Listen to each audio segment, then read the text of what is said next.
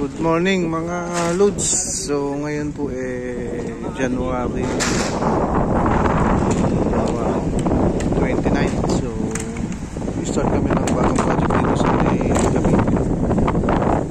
Bali magsiset up kami ng fire alarm dito. Yan yung warehouse na gagawin namin.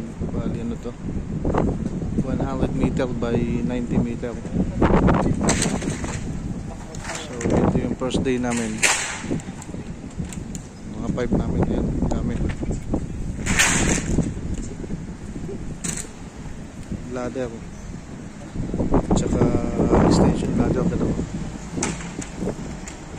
Bali siguro mga 20 days kami dito or 25 days.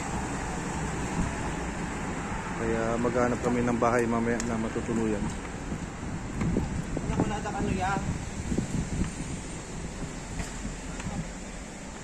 Sa 300 pieces yata ang pipe namin dito na ilalatag sa mga linya ng FDAS.